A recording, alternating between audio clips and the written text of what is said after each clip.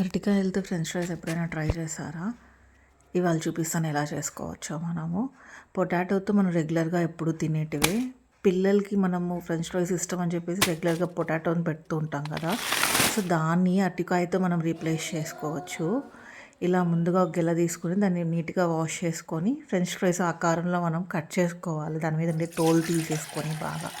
So ఇలా వాటర్లో ఉప్పు వేసి ఒక 2-3 మినిట్స్ నానబెట్టేసేసి దాన్ని జస్ట్ ఏమన్నా దాంట్లో జమ్స్ అట్లా ఏమైనా ఉంటే పోతాయి కాబట్టి అవి కొంచెం వాటర్ అంతా డ్రైన్ చేసుకునేలాగా ఇంకొక బౌల్ తీసుకొని ఆ బౌల్లోకి యాడ్ చేసుకుంటాం.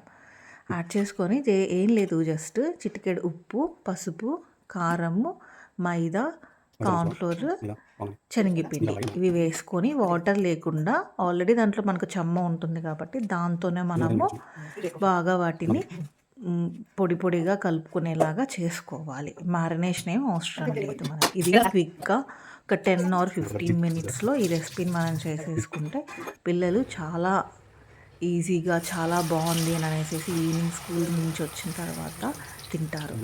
ఇలా ఆయిల్ హీట్ ఎక్కిన తర్వాత వాటిని మనం స్ప్లిట్ చేసుకోవాలి, వేరువేరుగా ముద్దలుగా లేకుండా.